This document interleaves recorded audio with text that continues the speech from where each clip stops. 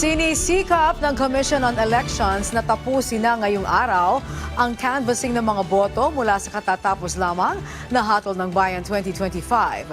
Samantala, sinagot na ng COMELEC ang issue sa umano'y pagkadismaya ng European Union sa halalan. Ang detalye sa sentro ng balita ni Luisa Erispe, live. Angelique, 16 na certificates of canvass na lang ang bibilangin at bubuksan ng National Board of Canvassers ngayong araw para makapagproklama ng mga nanalong senador at party list. Kahapon, natapos na ng National Board of Canvassers ang 101 na COCs at noong unang araw ng canvassing ay 58. Ibig sabihin nito, naka 159 na silang COCs mula sa 175 na kabuuang bilang na kakailanganin nilang bilangin. Ayon sa COMELEC, ang hinihintay na lang nila ma-transmit ngayon ay ang mga election certificates of canvass mula sa ilang overseas voting tulad ng Portugal, Pakistan, Egypt, Iran at iba pang lugar. Pero giit naman ni COMELEC Chairman George Erwin Garcia, susubukan nilang matapos ngayong araw dahil ang target nga nila makapagproklama na ng mga mananalong senador at party list nitong darating na weekend. What we're trying to do is to lay down certain standards. Hindi naman i-pressure yung susunod na komisyon, pero ang gusto natin, wala pa rin pong kapalit ang integridad kaysa bilis. Mabilis nga pero hindi naman po pinagkakatiwalaan. Kinakailangan mabilis pero pinagkakatiwalaan.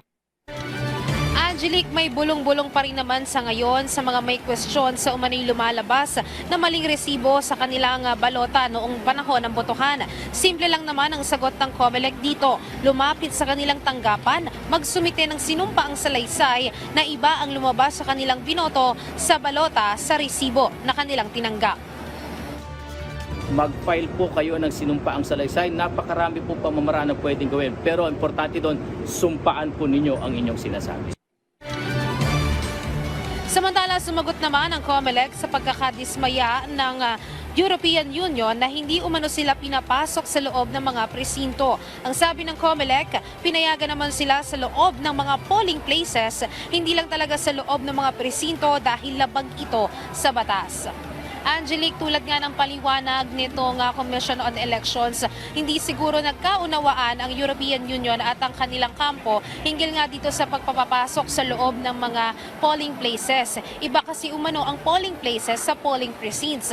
Ang polling precincts ay mismong presinto. Ang sabi nga ni COMELEC Chairman George Erwin Garcia, kung siya nga mismo ay hindi basta-basta nakakapasok sa loob ng mga presinto dahil base nga sa batas ay limitado lang ang pwedeng pumasok, ay gayon lang ang kanilang pinatutupad. Samantala, Angelique, sa ngayon ay wala pa rin tayong natatanggap na partial and official count sa mga na-canvass ng COMELEC at patuloy natin niyang inaantabayanan hanggang sa ngayon. Angelique. Alright, maraming salamat, Luisa Erispe.